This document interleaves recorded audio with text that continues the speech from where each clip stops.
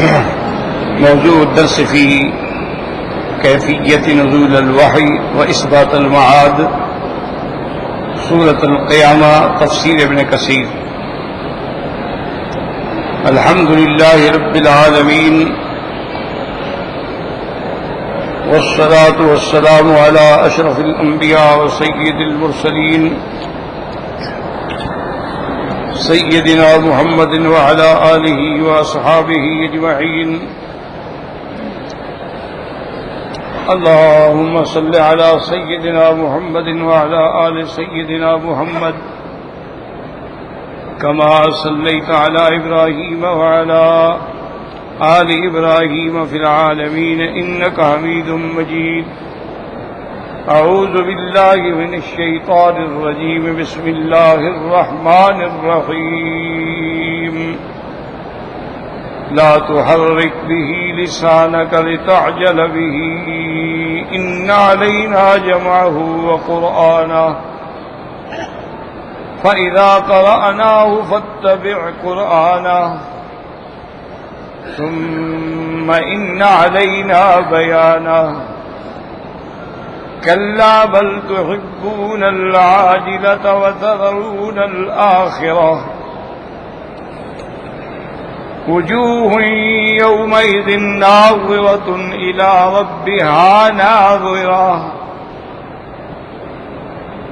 ووجوه يومئذ باسرة تظن أن يفعل بها فاقرة۔ قال المؤلف والمفسر رحمه الله تعالى: أدام النفع بعلومه وعلومكم في الدارين آمين، إلى أن قال: هذا تعليم من الله عز وجل لرسوله صلى الله عليه وسلم في كيفية تلقيه الوحي من الملك، فإنه كان يبادر إلى أخذه ويسابق الملك في قراءته، فأمره الله عز وجل إذا جاءه الملك بالوحي أن يستمع له، وتكفل الله له أن يجمعه في صدره، وأن ييسره لأدائه على الوجه الذي يلقاه إليه، وأن يبينه له ويفسره ويوضحه۔ فالحالة الأولى جمعه في صدره، والثانية تلاوته، والثالث تفسيره وإيضاح معناه۔ ولہذا قال تعالی، اب مفسر رحمت اللہ علیہ ان آیات کی تفسیر بیان فرماتے ہیں۔ ان آیات میں اللہ تبارک و تعالی نے اپنے رسول پاک صلی اللہ علیہ وسلم کو تعلیم دی ہے کہ آپ وحی کو کیسے حاصل کریں فرشتے سے۔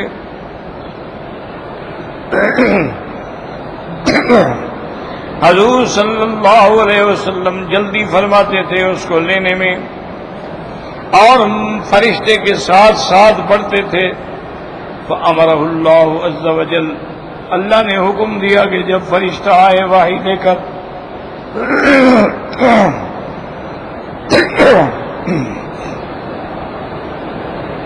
ان یستمع لہ، کہ آپ پوری توجہ سے سنیں۔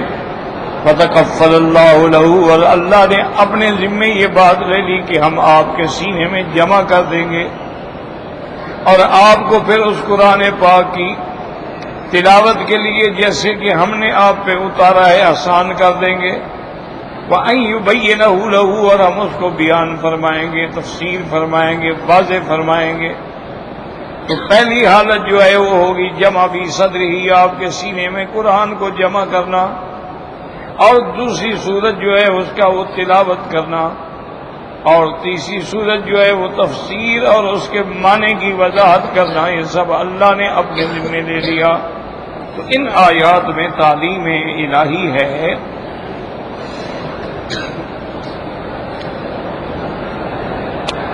کہ جب اللہ تبارک و تعالیٰ کا فرشتہ وحی لے کر آئے اور تلاوت کرے، آپ بس خاموشی سے سنیں۔ اسی لیے میں نے خلاصہ درس میں عرض کیا تھا بھی قرآن پڑھنا سنت ہے، یاد رکھو، لیکن قرآن سننا واجب ہے۔ اور قرآن پاک نے دوسرے مقام پہ بھی فرما دیا فَإِذَا قُرِئَ الْقُرْآنُ فَاسْتَمِعُوا لَهُ وَأَنصِتُوا، کہ جب قرآن پڑھا جائے یعنی کوئی پڑھ رہا ہے تو آپ پوری غور سے سنیں اور خاموش رہیں۔ اور اسی طرح اللہ نے جنات سے بھی نقل فرمایا کہ جب وہ پہنچے فَلَمَّا حَضَرُوهُ قَالُوا أَنصِتُوا، جب حضور صلی اللہ علیہ وسلم کے قریب حاضر ہوئے تو آپس میں کہا بھی خاموش رہو، سنو کیا پڑھ رہا۔ تو یہ قرآن کی یعنی آداب سماع قرآن میں یہ بات نص ہے قطعی کہ قرآن جب پڑھا جائے سنو بس۔ میں نے اسی لیے عرض کیا تھا کہ بعض علماء احناف نے اس آیت سے بھی دلیل پکڑی ہے کہ جب امام پڑھتا ہے تو مقتدی کا معنی ہے خاموش۔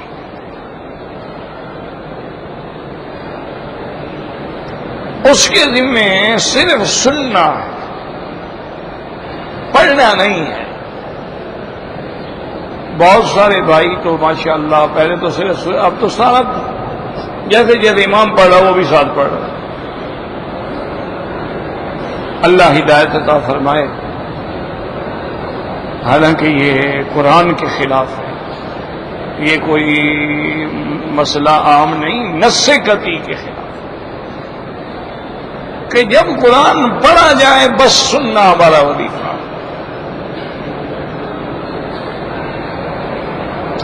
جہاں تک سورت فاتحہ کا تعلق ہے،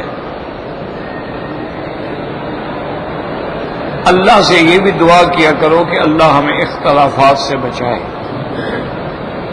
اور ایک دوسرے کے خلاف عصبیت، بغض، عناد، اتہام، اس سے اللہ محفوظ۔ حالانکہ خدا کی قدرت یہ ہے کہ حنفی مسلک میں تو پوری حدیث پہ عمل ہے، لیکن خدا کی شان ہے جو آدھی حدیث پہ عمل کریں وہ تو عمل کرنے والے ہیں، اور جو پوری حدیث پہ عمل کریں کہتے ہیں نہیں جناب یہ تو امام کی بات مانتے ہیں۔ تمام احادیث میں دیکھیں تقریباً 8 صحابہ سے روایت ہے کہ حضور نے فرمایا کہ جب نماز میں فاتحہ وما زاد اور اس کے بعد سورت بھی، صرف فاتحہ نہیں۔ اب یاد رکھیں کہ بھائی انہوں نے فاتحہ کے بعد وما زاد جو ہے اس کے پڑھنے کو تو یہ بھی نہیں مانتے، حالانکہ امام صاحب فرماتے ہیں کہ اسی سے دلیل ہے کہ فاتحہ کے بعد سورت بھی ملانی ہے تو یہ امام کا وظیفہ ہے کہ وہ فاتحہ بھی پڑھے گا اور سورت بھی ملائے گا۔ تو یہ حدیث اس کے لیے ہے، مقتدی کے لیے ہے ہی نہیں، کیونکہ اگر مقتدی کے لیے ہے تو پھر وما زاد پہ کون عمل کرے گا؟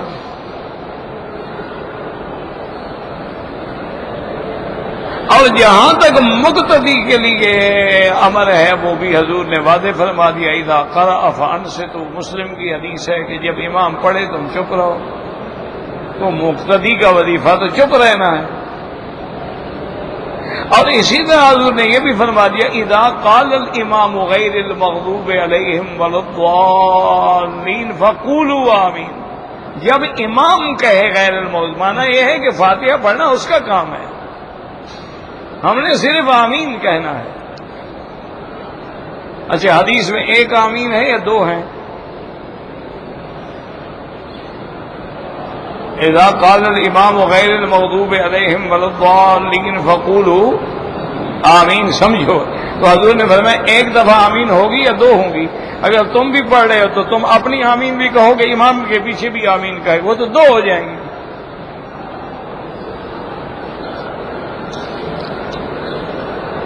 اس لیے سمجھا کریں اللہ پاک کی رحمت ہے، یہ اللہ کا کروڑ کروڑ فضل ہے کہ اللہ نے قرآن اپنے پاک نبی کو پڑھایا بھی سمجھایا بھی۔ تو نبی کے بغیر قرآن سمجھ ہی نہیں آ سکتا، ورنہ تو مکے والے عرب تھے قرآن اتار دیتے بھی پڑھو اور عمل کرو۔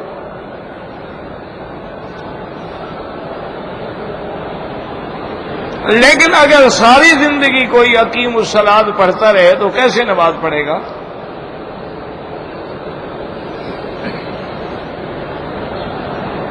تو اللہ نے سمجھا دیا. اب حضور پاک نے وہ سارا قرآن اور سارے اوامر نواہی احکام سب صحابہ کو بتلا دیا.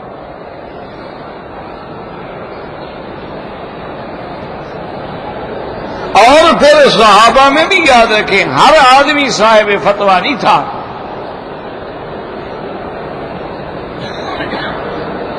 اب آپ دیکھیں کہ یمن کے لیے حضرت معاذ ہیں، باقی سب حضرت معاذ کی تقلید کرتے تھے اور وہ تقلید شخصی تھی.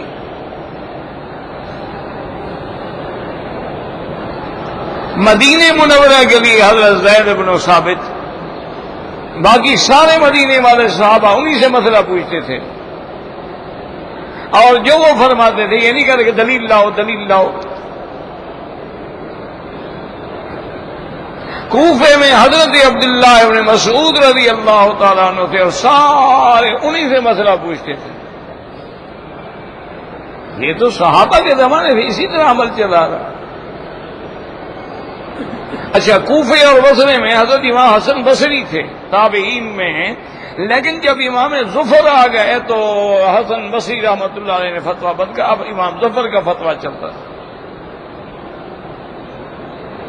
اس کے بغیر میرا بھائی خدا کے لیے اللہ کے لیے لڑائی نہ کرو، جھگڑے نہ کرو، ٹھنڈے دل سے سمجھو.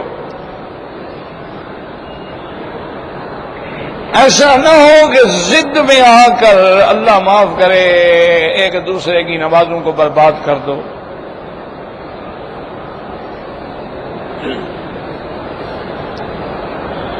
حالانکہ آپ حیران ہوں گے کہ اب نماز کے لیے کپڑے کا پاک ہونا یعنی شرط ہے، لیکن ان حضرات نے اپنی کتابوں میں لکھا ہے کہ پلید کپڑے میں بھی نماز پڑھ لے تو کوئی بات نہیں. جگہ کا پاک ہونا شرط ہے. وہ کہتے ہیں کہ ناپاک جگہ پہ بھی پڑھ لے کوئی نہیں، نماز ہو جائے گی.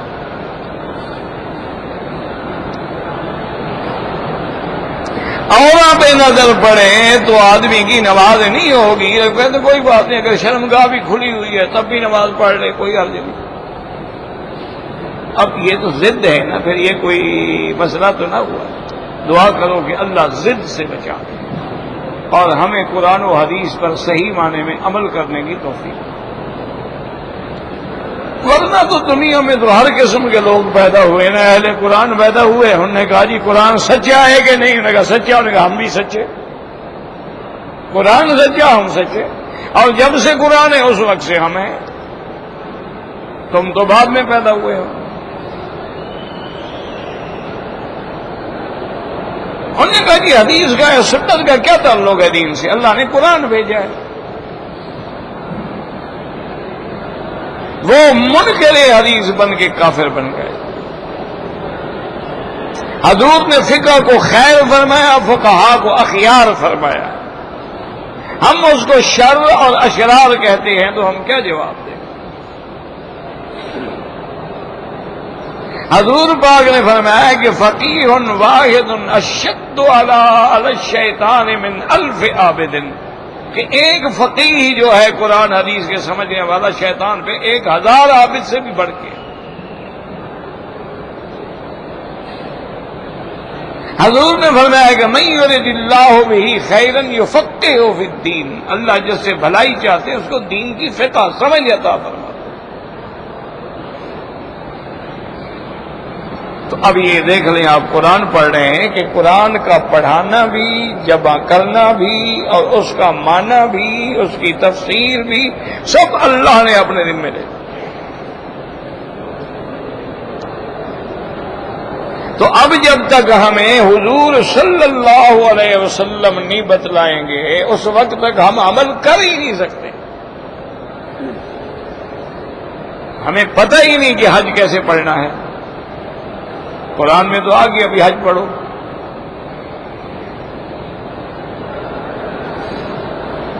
اور حج کے لیے من استطاع الیہ سبیلا، اس سے کتنا نصاب ہو جس کو ہم کہیں گے بھی اس کو طاقت ہے آنے کی.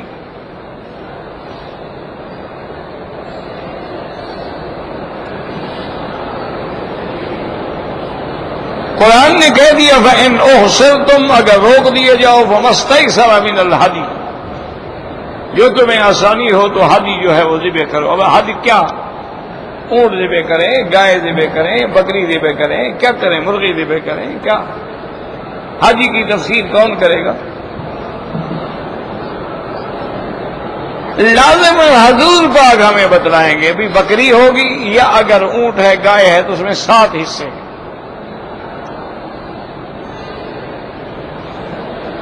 تو اگر ہم نے انکار حدیث کیا، وہ انکار حدیث نہیں، وہ انکار قرآن ہے۔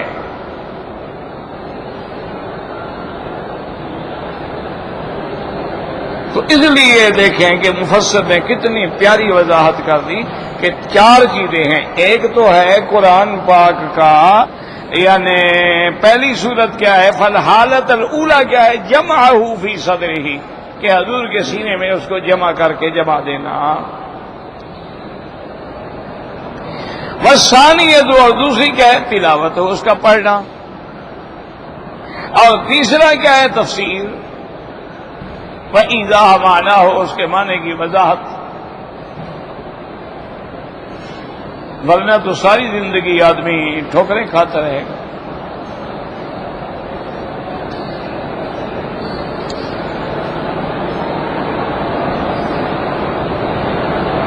حتیٰ کہ یعنی کیا مصیبت ہے، کیا عذاب ہے، اللہ معاف کرے۔ روز کا ایک مسئلہ ہے، آج تک حل ہونے میں نہیں آیا، بتائیں کیا مصیبت کیا ہے؟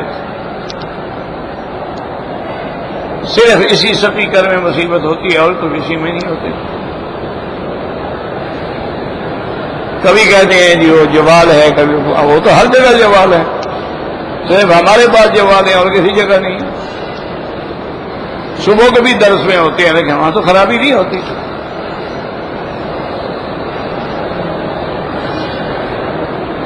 اور اسی لیے پیغمبر کا وظیفہ کیا؟ یتلو علیہم آیاتک ویعلمہم الکتاب والحکمت ویزکیہم۔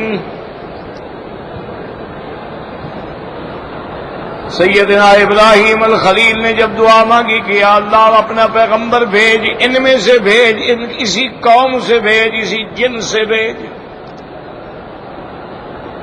کیوں؟ اس کا کیا وظیفہ ہے؟ یتلو علیہم آیاتک، وہ تیرے بندوں پہ تیرے قرآن کی تلاوت فرمائیں گے، قرآن پڑھیں گے، پڑھ کے سنائیں گے۔ اور دوسرا وظیفہ یہ ہے وَيُعَلِّمُهُمُ الْكِتَابَ، قرآن کی تعلیم دیں گے، وَالْحِكْمَةَ، اور دانائی کی باتیں سکھلائیں گے۔ علماء نے فرمایا والحکمت سے مراد سنت ہے۔ وَيُزَكِّيهِمْ، اور ان کے اندر باہر کا تزکیہ کر کے ان کو پاک کریں گے، کہ جیسے بدن پاک ہو اندر بھی شرک سے پاک ہو، جیسے ظاہری پاکی ہو اسی طرح اندر بھی پاکی ہو۔ تو یہ پیغمبر کا وظیفہ۔ اب دیکھیں خدا کی قدرت ہے کہ جو لوگ تلاوت کتاب میں مشغول ہیں، قرآن پڑھا رہے ہیں، پڑھ رہے ہیں، وہ اس سنت کا حضور کی اس طریقے پر چل رہے ہیں الحمدللہ۔ اور جو لوگ تفسیر پڑھا رہے ہیں، دورہ تفسیر ہوتے ہیں ہر سال، علماء باقاعدہ دورے پڑھاتے ہیں، 2 مہینے میں پورا قرآن پڑھاتے ہیں۔ ویسے بھی ہر مدرسے میں تفسیر پڑھاتے ہیں، وہ بھی اسی حضور پاک کے طریقے کی اتباع۔ اور کچھ لوگ ہیں جو حدیث پڑھا رہے ہیں، حضور کی سنت سمجھا رہے ہیں، وہ بھی حضور صلی اللہ علیہ وسلم کے پیروکار۔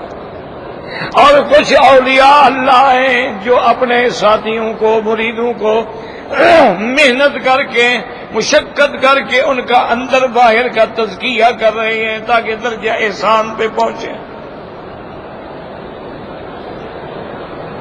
اور یہ جب تک یہ 4 لائنیں متوازی نہیں چلیں گی، یاد رکھو دین نہیں چلے گا۔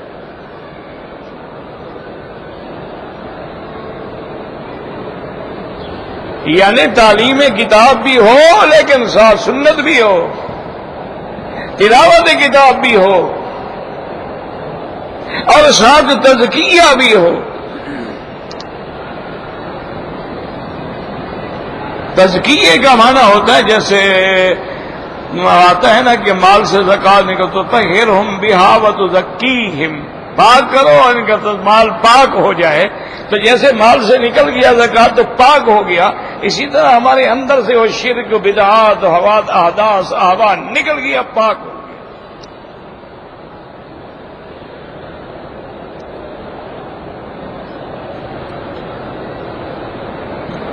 اگر اس میں ایک چیز کی کمی ہوگی پھر کام پورا نہیں ہوگا. ہمیشہ یعنی تلاوت ہے لیکن تعلیم نہیں تب بھی کچھ نہیں، تلاوت ہے تعلیم ہے لیکن سنت پہ عمل نہیں تب بھی کچھ نہیں. اگر یہ سب کچھ ہے لیکن تزکیہ کوئی نہیں، آدمی بہت بڑے بڑے عالم ہیں، کتنے آج کل یہاں ہم نے دیکھے ہیں اساتذہ ہیں ماشاءاللہ، علم ہے سب کچھ ہے، بخاری شریف پڑھاتے ہیں ساتھ سگریٹ بھی پی رہے ہیں.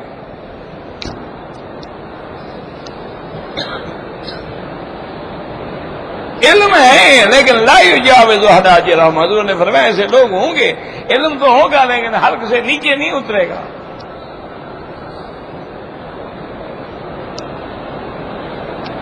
اللہ اکبر اللہ اکبر.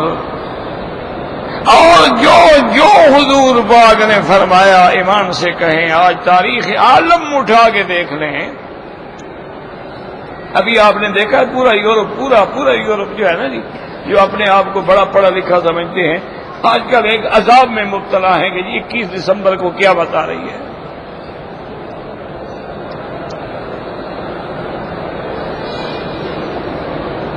لیکن مسلمان کتنا مطمئن ہے، اس کو پتا ہے ابھی آیات کبریٰ علامات کبریٰ بھی نہیں آئی ہیں تو قیامت کیسے آ رہی ہے. جب تک حضور کا فرمان پورا نہیں ہوگا قیامت کیسے آئے گی. حضور نے فرمایا کہ دابہ نکلے گا صفا سے، دجال آئے گا، یاجوج ماجوج آئیں گے، مہدی آئے گا، عیسیٰ علیہ السلام آئیں گے. وہ تو ابھی وہ نشانیاں ہی پوری نہیں ہوئی، اللہ عالم کتنے ہزار سال باقی ہیں. اب جناب وہ سارے پاگل ہوئے ہیں، بلکہ آپ یقین کریں ایک علاقہ ہے وہاں ایک جگہ ہے اس کے بارے میں انہوں نے کہہ دیا، اچھا اس چھوٹی سی بستی ہے اس میں 200 آدمی رہتے تھے، انہوں نے کہہ دیا کہ جو اس بستی میں آ جائے گا نا وہ قیامت سے محفوظ رہے گا. اب وہاں 20,000 آدمی آگے بیٹھ گیا ہے، قیامت سے بھاگ رہے ہیں، بچ رہے ہیں.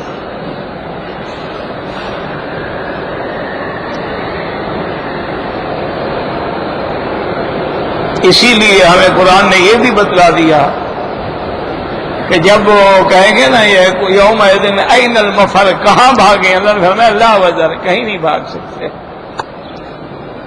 آپ تو قرآن پڑھ رہے ہیں نا، اسی لیے میں اتنا محنت کرتا ہوں کہ پھر جب تم صورت قیامہ نماز میں بھی سنو تو تمہارے دماغ میں سارا کچھ نقشہ آ جائے کہ ہم نے کیا پڑھا ہے اور کیا پڑھ رہا ہے.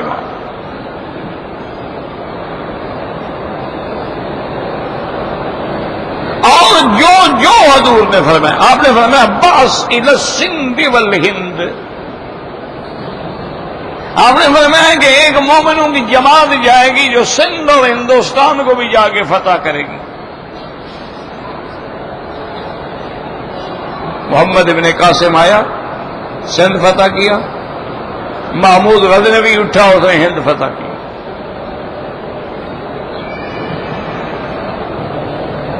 اور یہ بھی حضور نے فرمایا کہ اصابتان من امتی، میری امت میں سے 2 جماعتیں ایسی ہیں کہ جن کے لیے جنت اللہ نے واجب کر دی ہے. ایک تو وہ جماعت ہوگی یغزون الہند، وہ ہندوستان پہ جا کے جہاد کرے گی، اور ایک وہ جماعت ہوگی جو عیسیٰ علیہ السلام کے ساتھ مل کے جہاد کرے گی. اور وہ جہاد بھی ہو چکا. یعنی آپ دیکھ لیں. اچھا خدا کی شان یہ اب اللہ کے ہاتھ میں ہے نا، اس میں نعوذ باللہ نہ کوئی تعلی ہے، نہ تفاخر ہے، نہ تکبر ہے. یہ جتنی فتوحات ہوئی ہیں ساری حنفیوں نے کی ہیں. کسی غیر حنفی نے 1 انچ زمین فتح نہیں کی. تاریخ دکھاؤ ہمیں.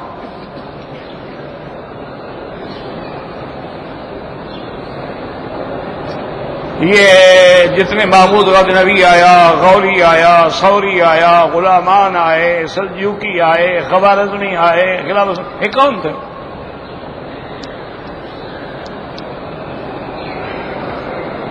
اللہ کی شان ہے، اللہ جیسے چاہے کام لے. یہ ساری تاریخ آپ اٹھا کے پڑھ لیں. اچھا، بنو عباس آئے جنہوں نے 350 سال حکومت کی ہے، اور بغداد سے لے کر ہمارے بہاولپور تک یہ سب عباسی قوم تھے، حنفی. انہی کے زمانے میں امام ابو یوسف قاضی القضات تھے نا. اسی طرح جتنے آئے ہیں، دور مغلیہ آیا ہے، دیکھ لو وہ کون تھے. فتح عالمگیری لکھنے والا کون تھا؟ اورنگزیب عالمگیر. یعنی پوری تاریخ آپ اٹھا لیں، پوری تاریخ ٹھنڈے دل سے، غصہ نہ ہو، تعصب بھی نہ ہو، جھگڑا بھی نہ ہو. اور یہ بھی حضور نے فرمایا تھا نا کہ لو کان الدین علی ثریا، اگر دین ثریا ستارے میں بھی ہو، لینالہ رجل من فارس، فارس کا ایک بندہ آئے گا وہاں سے دین حاصل کرے گا. اور صحابہ نے پوچھا وہ اشارہ الی سلمان کی ان کے خاندان سے ہوگا. اب دیکھو فارس سے کون آئے، تاریخ اٹھا کے دیکھو.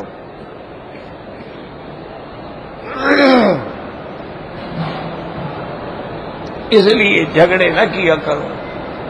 اگر کوئی فاتحہ پڑھتا ہے اعتراض نہ کیا کرو. ٹھیک ہے، اس کی تحقیق ہے، اس پہ وہ عمل کر رہے ہیں، اللہ قبول فرمائے. لیکن جو نہیں پڑھتے ہیں ان پہ بھی گولے نہ چلایا کرو. ان کے پاس قرآن بھی ہے اور حدیث رسول بھی ہے اور صحابہ کا عمل بھی ہے.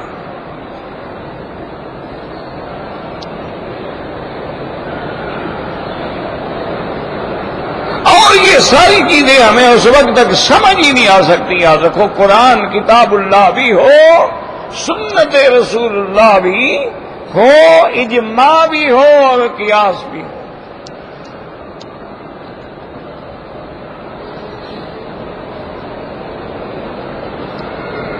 یہ کہتے نہیں اجماع بھی نہیں، قیاس بھی نہیں، تو باقی کیا بچے؟ قرآن اور حدیث صرف دو. اجماع گیا سارے صحابہ ختم، قیاس گیا مجتہدین ختم. اب باقی کیا بچ گیا؟ قرآن اور حدیث. اچھا پوچھو جی حدیث کی تعریف کیا ہے؟ کہتے ہیں جی جو حضور کا قول ہو یا فعل ہو یا تقریر آپ کے سامنے کوئی کرے اور حضور اعتراض نہ کریں، یہ حدیث ہے. یہ تعریف حدیث میں ہے یا قرآن میں ہے؟ یہی تعریف کس نے کی ہے؟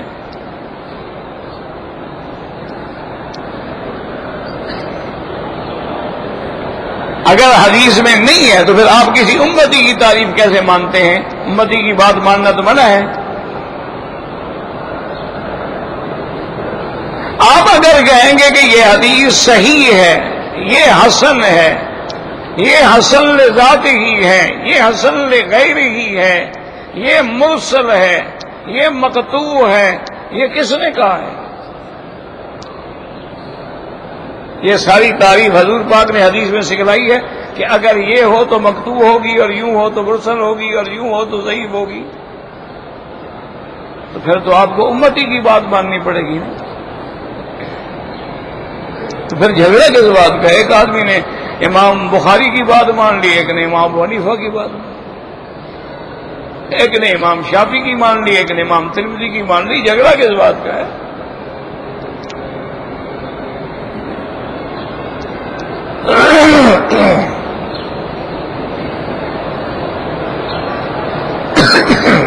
اس لیے ہمیشہ قرآن پڑھا کرو اور حدیث مبارک بھی. لیکن میری ایک گزارش، درخواست، عرض کہ استاد کے بغیر کبھی نہ پڑھا کرو. آپ کو شوق ہے کسی استاد کے پاس بیٹھ جاؤ، 4 آیتیں پڑھ لو، 3 آیتیں پڑھ لو. کسی قاری کے بعد بیٹھ کے اپنی 1-2 صورتیں ٹھیک کرا لو تاکہ نماز تو ٹھیک ہو. سارا قرآن آپ نہیں پڑھ سکتے، اس سے کہو یار مجھے آخری 4-5-6 صورتیں پڑھا دو. وہ آپ کو 2-3 دن میں انشاءاللہ ٹھیک کرا دیں گے. آپ نے تفسیر پڑھنی ہے تو اردو ترجمے سے نہیں آتی.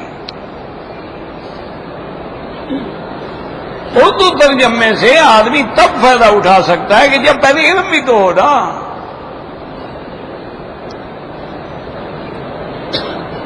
نے بخاری شریف پڑھنی ہے تو پھر کسی استاد کی خدمت میں بیٹھے، اردو ترجمے سے نہیں سمجھ آ سکتا، ورنہ تو اللہ معاف کرے، اللہ معاف کرے، آپ ایسے الجھ جائیں گے کہ جو پہلے ایمان ہے نا، خدا نہ کرے یہ بھی دے بیٹھو گے۔ کیوں؟ بخاری شریف میں تو یہ بھی لکھا ہوا ہے کہ متع کرتے تھے صحابہ۔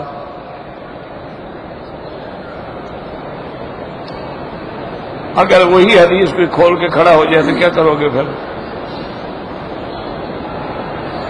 اچھا، بخاری شریف میں متی فی الدبر کا بھی ذکر ہے،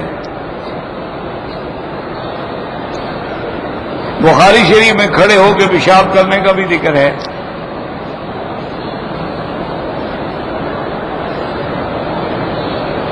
اگر استاد ہوگا تو سمجھائے گا نا بابا یہ منسوخ ہے، یہ ناسخ ہے، یہ پہلے کا حکم ہے، یہ بعد کا حکم ہے۔ حضور کے زمانے میں ابتدا میں صحابہ بھی شراب پیتے تھے، کیوں؟ جب حکم ہی نہیں آیا منع کا تو پھر کیا غصہ ہے، کیا گلہ ہے؟ جب قرآن نے منع کر دیا، اب بتاؤ اس تاریخ کے بعد کس صحابی نے پیا ہے؟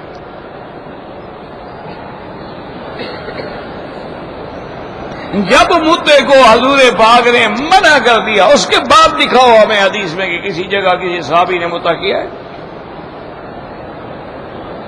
جب حضور نے فرما دیا کہ جو اپنی بیوی کو الٹا راستہ استعمال کرے اس پہ لعنت ہے، اس کے بعد ہمیں کوئی حدیث دکھاؤ۔ تو استاد ہوگا تو 1 منٹ لگے گا، مسئلہ حل ہو جائے گا۔ اگر استاد نہیں ہوگا تو پھر ٹامکٹوئیاں ماریں گے کہ یار یہ عجیب بات ہے کہ ایک جگہ تراویح 20 رکعت لکھی ہوئی ہے، ایک جگہ 23 رکعت لکھی ہوئی ہے، ایک جگہ 11 رکعت لکھی ہوئی ہے، اور ایک جگہ 36 رکعت لکھی ہوئی ہے، ہم کہاں جائیں؟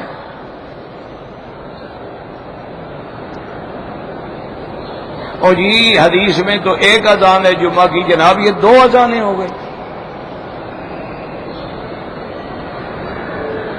استاد بتلائے گا نا کہ بھائی پہلے ایک اذان تھی، سیدنا ابو بکر کے دور میں بھی ایک اذان تھی، سیدنا عمر کے دور میں بھی ایک اذان تھی، پھر اسلام کو ترقی ملی، دین پھیلتا گیا، مکہ مدینہ پھیلتے گئے، آبادیاں پھیلتی گئی، تو لوگوں کو خبر نہیں ہوتی تھی، تو اب اعلام صلاۃ تو ضروری تھا نا جی کہ خبر کیا جائے۔ تو حضرت عثمان نے حکم دیا کہ بھئی 1 گھنٹہ پہلے ایک اذان کہی جائے تاکہ لوگ تیار ہو کے آ جائیں۔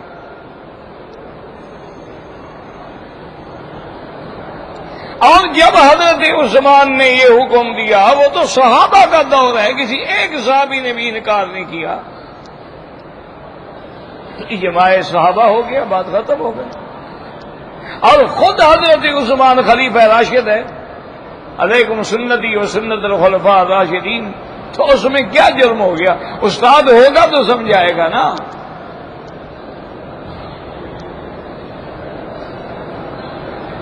اگر صرف ترجمہ پڑھیں گے پھر تو مسئلہ حل نہیں ہوگا۔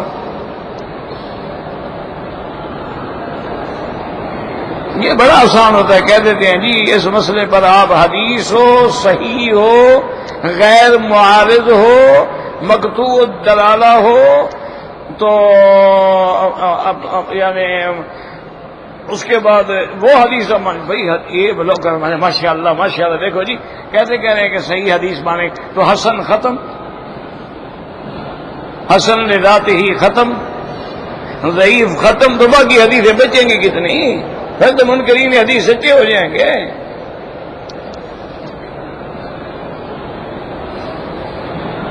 اب یہ استاد سمجھائے گا کہ بھئی مسئلہ عقیدے کا ہو تو قرآن ہو یا حدیث صحیح متواتر ہو، اگر احکام کا ہو تو اس میں صحیح ہو یا حسن ہو، اگر فضائل اور مناقب کا ہو تو ضعیف حدیث بھی قابل قبول ہوتی ہے۔ استاد سمجھائے گا مسئلہ حل ہو جائے گا، ورنہ تو آدمی ہمیشہ ٹھوکریں کھاتا رہے گا۔ اس لیے قرآن پڑھو، ضرور پڑھو، اور استاد سے پڑھو۔ حدیث مبارک پڑھو، ضرور پڑھو، لیکن استاد سے پڑھو، اور حدیث بھی ابتدا سے شروع کرو، انتہا سے نہیں۔ آج کل تو یہ ہے نا کہ جو بچہ بھی پڑھے بخاری شریف سے شروع کرتا ہے، ماشاءاللہ۔ اللہ کے بندے ابتدا سے پڑھو، پہلے ابتدائی احادیث پڑھو، اصول حدیث پڑھو تاکہ تمہیں سمجھ آئیں، اس کے بعد آہستہ آہستہ آہستہ ترقی کر کے پھر سیاستہ پہ پہنچو۔ اب جناب مفسر فرماتے ہیں کہ یہ تعلیم ہے، لا تحرک بہ لسانک لتعجل بہ، میرے محبوب آپ زبان مبارک کو بھی حرکت نہ دیں تاکہ جلدی نہ کریں قرآن کے ساتھ۔ کما قال تعالی ولا تعجل بالقرآن من قبل ان يقضى الیک وحی وقل رب زدنی علما، آپ جلدی پڑھنے کی کوشش نہ کریں، صبر سے سنیں، جب وحی مکمل ہو جائے تو آپ اللہ سے دعا مانگتے رہیں، قل رب زدنی علما۔ ثم قال تعالی ان علینا جمعہ فی صدرک، اللہ نے فرمایا میرے محبوب میرے مدنی محمد مصطفیٰ صلی اللہ علیہ وسلم آپ کے سینے کے اندر قرآن کو جمع کر کے جمانا میرے کام ہے۔ کوئی مشکل نہیں، جو اللہ حروف کو جمع کر سکتا ہے وہ تیری ہڈیوں کو بھی جمع کرنے پہ قادر ہے، وہ تیری ہڈیوں کو مرنے کے بعد بوسیلہ ہونے کے بعد دوبارہ اٹھانے پہ قادر ہے۔ فرمایا وَقِرَا وَقُرْآنَهُ وَإِن تَقْرَأْ، کہ تمہارا قرآن پڑھانا بھی ہمارے ذمہ ہے۔ فَإِذَا قَرَأْنَاهُ، جب ہم پڑھیں آپ پہ قرآن، کیا معنی اذا تلاه علیک الملک ومن اللہ تعالی، جب آپ پہ آگے فرشتہ تلاوت کرتا ہے لیکن وہ اللہ کے حکم سے تلاوت ہے تو لہذا گویا اللہ پڑھ رہے ہیں، تو حکم تو اللہ کی طرف سے ہے نا۔ فَاتَّبِعْ قُرْآنَ، فَاتَّبِعْ قُرْآنَ کا معنی کیا، فَاسْتَمِعْ لَهُ، قرآن کو سنو۔ اس کے بعد فرمایا ثُمَّ اقْرَأْ كَمَا أَقْرَأْكَ، اس کے بعد اسی طرح پڑھو جیسے ہم نے آپ کو پڑھایا ہے۔ اچھا کہ خدا کی شان یہ ہے کہ جب وحی اترتی تھی نا، صحابہ کہتے ہیں اس کے بعد حضور پورا ہمیں سنا دیتے، مجال ہے کہ ایک لفظ میں غلطی ہو۔ جس کو پڑھانے والا خدا ہو وہ غلطی کیسے کرے؟ جس کے سینے میں جمانے والا خدا ہو وہ غلطی کیسے کرے؟ یہ تو قرآن کا معجزہ ہے نا جی، کہ آج 1400 سال گزر گئے، کہاں ہیں تورات و انجیل زبور والے وید والے؟ یہ قرآن کا معجزہ ہے کہ آج بھی الحمدللہ اللہ کے بندے جو ہیں ایک رات میں کھڑے ہو کے پورا قرآن پڑھ جاتے ہیں اور غلطی بھی نہیں لگتی۔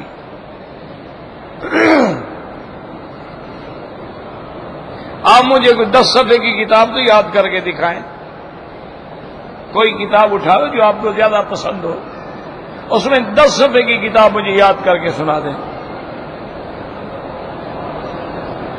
یہ معجزہ ہے میرے مدنی کا، قرآن بھی معجزہ، قرآن کا باقی رہنا، قرآن کا محفوظ رہنا کہ زبر زیر کی بھی غلطی نہیں ہو سکتی۔ امام ہے، اس کے پیچھے آدمی ہاتھ باندھ کے کھڑا ہے، لیکن غلطی کرے پیچھے مقتدی فوراً ٹوک دو۔ یعنی قرآن کی حفاظت کا یہ عالم ہے کہ بھئی اگر امام ہے بیچارہ بھول گیا، کوئی زبر زیر اوپر نیچے ہو گئی، فوراً اس کو بتاؤ۔ اس لیے مجال ہے کہ اس کو چلنے دیں، ایک آیت بھی آگے نہیں پڑھنے دیں گے جب تک اس کی تصحیح نہ کریں۔ وہ بیچارہ پھر پڑھے گا، پھر غلطی کرو پھر بتائیں گے، پھر پڑھ رہا ہے پھر غلطی کرو پھر بتائیں گے، جب تک کہ صحیح نہ پڑھے آگے ہلنے بھی نہیں دیں تاکہ قرآن محفوظ رہے۔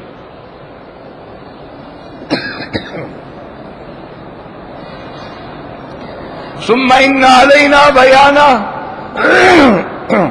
ای بعد حفظی و تلاوتی نبینہ لک ونوضح ونلہمک معناہ علی ما اردنا وشرعنا۔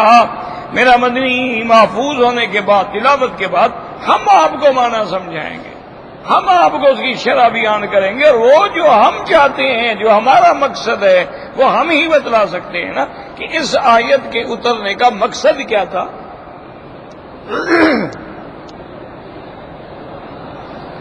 جیسے ایک آدمی آیا بی بی عائشہ کی خدمت میں، اس نے کہا بی بی صاحبہ مجھے تو قرآن پاک، دیکھو عرب ہے، صحابی ہے،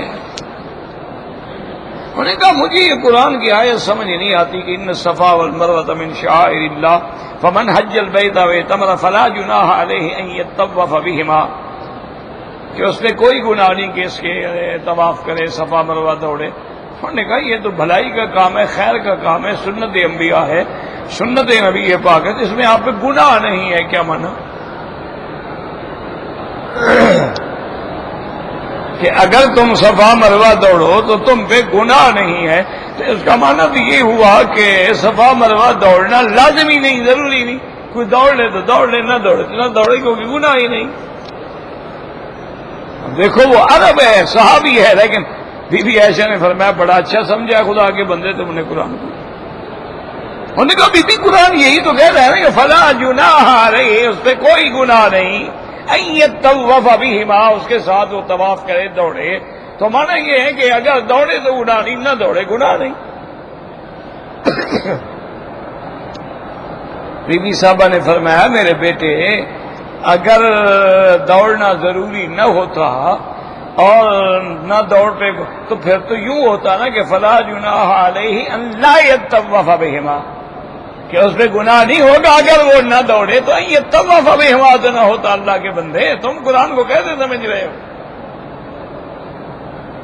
اگر یہی بات تھی جو تم کہہ رہے ہو تو پھر تو قرآن میں ہوتا ان لا یطوف بہما۔ صحابی نے کہا، ان کا بیوی بات تو ٹھیک ہے، لیکن آخر اس اسلوب میں اللہ نے کیوں فرمایا؟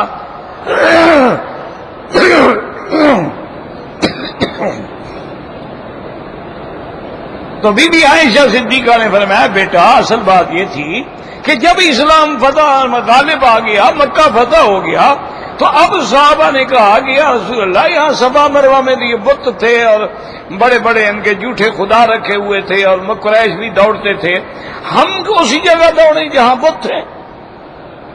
اللہ نے فرمایا میرا بدری ان کو بتا دو، یہ میرے مشاعر ہیں، اگر کوئی آدمی بت اٹھا کے مسجد میں رکھ دے تو اس کا مطلب کیا مسجد نہیں رہے گی؟ اگر کوئی آدمی ایک بت لے آئے مسجد میں رکھ دے تو کیا مسجد ختم؟ فرمایا اگر انہوں نے بت رکھے تھے تو یہ ان کا شرک تھا، مٹا دو بتوں کو اور دوڑو، ان صفا والمروہ من شعائر اللہ، یہ تو اللہ کی شعائر میں سے۔ تو اب صحابی کو سمجھ آیا جب شان نزول بھی آ گیا اور پوری طرح ترجمہ بھی بی بی صاحبہ نے سمجھا دیا۔ اللہ ہمیں بھی سمجھنے کی توفیق دے۔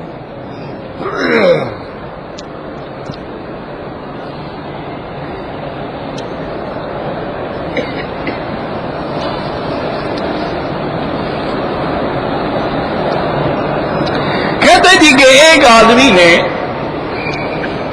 حج کے تمام فرائض واجبات الحمدللہ پورے کر لیے، لیکن صفا مروہ نہیں دوڑا۔ اس کے بعد وہ مدینہ شریف چلا گیا، مدینہ منورہ سے پھر احرام عمرے کا باندھ گیا ہے، پہلے عمرہ کرے، عمرہ کرنے کے بعد ایک نفلی طواف کر کے پھر حج کی صفا مروہ دوڑے۔ صفا مروہ میں دیر ہو جائے تو کوئی حرج نہیں، یاد رکھو، صفا مروہ میں اگر تاخیر ہو جائے 1 مہینہ 2 مہینے کوئی حرج نہیں۔ کہتے ہیں کہ ایک آدمی غسل کر رہا ہے، اس کی ہوا خارج ہو جائے پھر غسل کرے، اگر اس نے وضو کرنا ہے نماز پڑھنی ہے پھر کرے، ویسے غسل کر رہا ہے تو ہوا خارج ہوتی رہے کوئی مسئلہ نہیں۔ ایک ہے نا غسل کیوں کر رہے ہو، غسل کر رہے ہو جنابت کے لیے تو پھر دوبارہ شروع کرو۔ اگر غسل اس لیے کرنے کو پہلے میں نے وضو کیا ہوا ہے اب غسل کر رہا ہوں، ہوا نکلے گی تو وضو ٹوٹ گیا، پھر وضو کرے گا، پھر پانی بہائے گا۔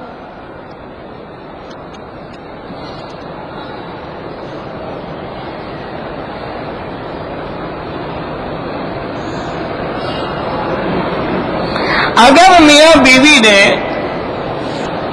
مباشرت کی ہے اور جماع کرنے کے بعد اسی حالت میں ہے، غسل نہیں کیا، بچہ رونے لگ گیا، تو بچے کو دودھ پلا سکتی ہے؟ بالکل پلا سکتی ہے، کیوں نہیں پلا سکتی؟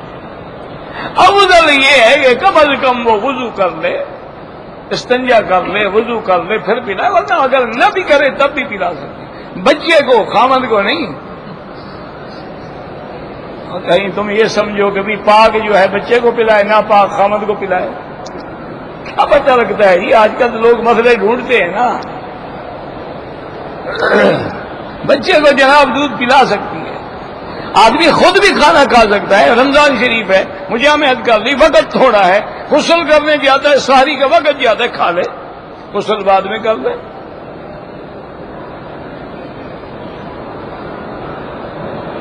کہتے جی کہ اگر آپ دیوبندی نہیں ہیں تو حنفی کون سے ہیں؟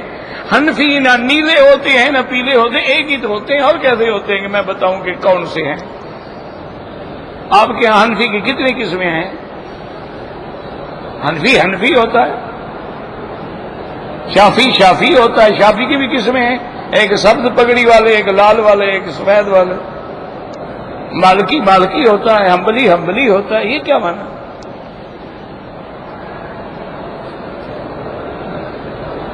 رکن یمانی جو ہے اس کے بارے میں بھی صحیح حدیث ہے، حضور نے فرمایا استلام کریں، بسم اللہ اللہ اکبر وللہ الحمد، پہلی دفعہ، دوبارہ ہو تو اللہ اکبر وللہ الحمد، اللہم انی اسألک العفو والعافیہ ربنا آتنا فی الدنیا۔ اللہ کے فرشتوں کی ڈیوٹی ہوتی ہے، وہ کہتے ہیں یا اللہ اپنے اس بندے کی دعا قبول فرما، یہ منظور ہونے کی جگہ ہے دعا کی۔ حج کے دوران مکے سے جا کے 3 دن ہم کنکری مارتے رہے، ٹھیک ہے، جگہ نہیں ہے تو کیا کرے گا بیچارہ؟ مینا میں رہنے کی جگہ ہی نہ ہو تو کیا کرے گا؟ لازمی بات ہے اپنے گھر واپس آئے گا۔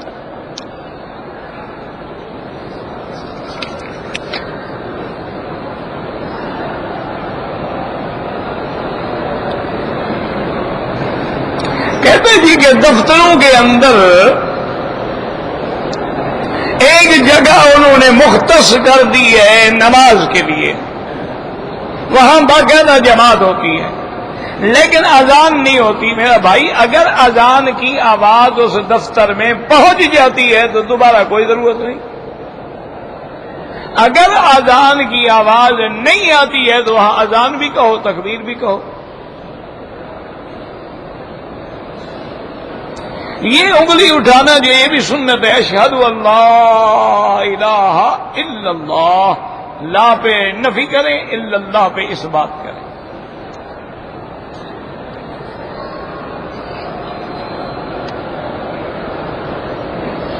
کہتے جی کہ عورتیں جو ہیں وہ نعت سن سکتی ہیں، علماء سے سن سکتی ہیں، لیکن شرط یہ ہے کہ وہ نعت جو ہے سنت کے اور قرآن و حدیث کے خلاف نہ ہو۔ حضور کے صحابہ بھی حضور کی شان میں پڑھتے تھے، حضرت حسان ابن ثابت اور صحابہ بھی پڑھتے تھے۔ تو جیسے کہ عورت قرآن سن سکتی ہے، امام قرآن پڑھ رہا ہے تو عورتیں نماز پڑھیں، قرآن نہیں سن سکتی۔ جمعہ کے دن امام خطبہ دے رہا ہے، تقریر کر رہا ہے، عورتیں سن سکتی ہیں۔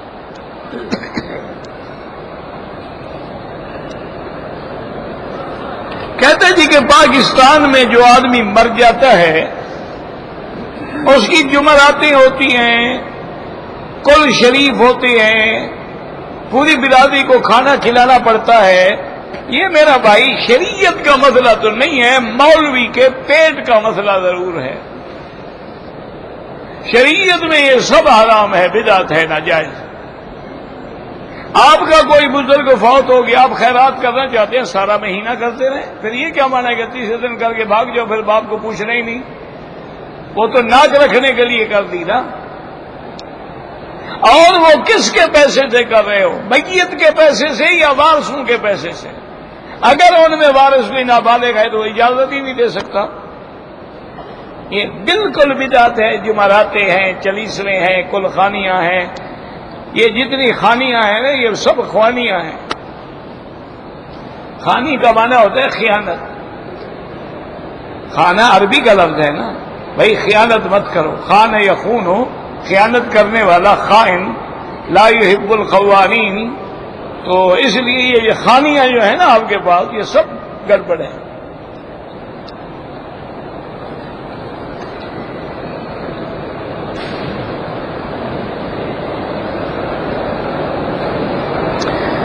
حضرت ابن عمر رضی اللہ تعالی عنہما فرماتے ہیں کہ جو آدمی کتا رکھتا ہے اس کی یعنی ینقص من اجرہ، ایک کی رات، 2 کی رات اس کے اجر سے روزانہ کم ہوتے ہیں۔ ہاں اگر کتا رکھا ہے شکار کے لیے، کلب معلم ہے، وہ جائز ہے۔ کتا رکھا ہے اپنے گھر یا مال کی حفاظت کے لیے، وہ جائز ہے۔ اس کے علاوہ جیسے ہمارے شوقیہ کتے رکھتے ہیں، اس سردار کا جی 50 کتے ہیں، لڑانے کے لیے کتے رکھتے ہیں، ان لوگوں کے لیے یہ حدیث مبارک ہے کہ اگر کوئی اچھا کام بھی کریں پھر بھی 2 کی رات ثواب کم ہو جائے گا۔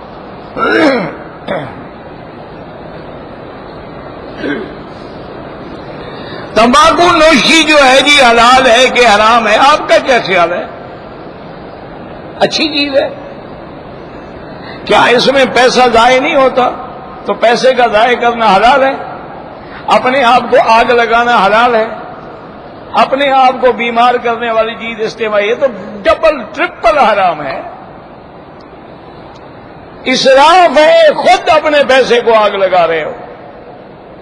لا تبذروا، اللہ نے فرمایا قرآن میں تبذیر نہ، ان المبذرین کانوا اخوان الشیاطین، اور دوسرا بدبو ہے، تیسرا بیماریوں کی جڑ ہے اسراف، یہ تو حرام ہے بالکل، کئی دفعہ کی وجہ سے حرام ہے۔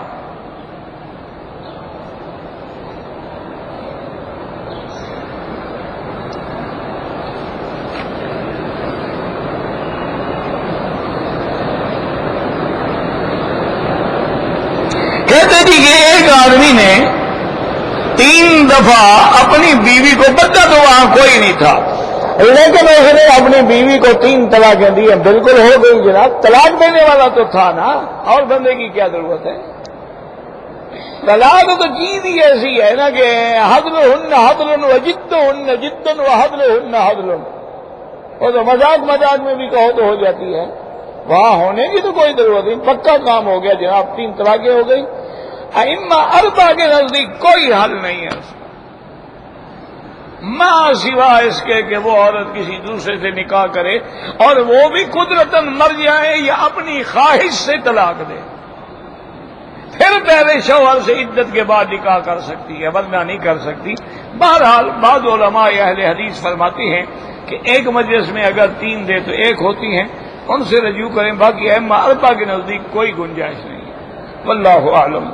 ربنا تقبل منا انك انت السميع العليم تب علينا انك انت التواب الرحيم اللهم نور وجوهنا بنور الايمان نور قلوبنا بنور العرفان اللهم ارزقنا علوم الاحاديث والقرآن اللهم متعنا باسمائنا وابصارنا واشرح صدورنا واحينا بقواتنا ما ابقيتنا واجعله الوارث منا واجعل ثارنا على من ظلمنا وانصرنا على من عادانا اللهم اقض حاجاتنا يا قاضي الحاجات يا سميع الدعاء يا مستجيب الدعوات اللهم انصر الاسلام والمسلمين اللهم انصر المجاهدين في كل مكان اللهم اهلك اعداءك اعداء الدين اللهم انزل عليهم بأسك الذي لا يرد عن القوم المجرمين اللهم احفظ سائر بلاد المسلمين وهذا البلد الامين فاجعله امنا مطمئنا سخاء رخاء الى يوم الدين برحمتك يا ارحم الراحمين صلى الله تعالى على خير خلقه سيدنا محمد وعلى آلہ وصحبہ اجمعین۔ آپ ایسا کریں کہ وہ جو ایسے آپ کے پاس بچ گئے ہیں اس کے لیے یہ کتابیں دے دیں، ایک تو شامل اور ایک ہے اپنا مناسک ملا علی قاری،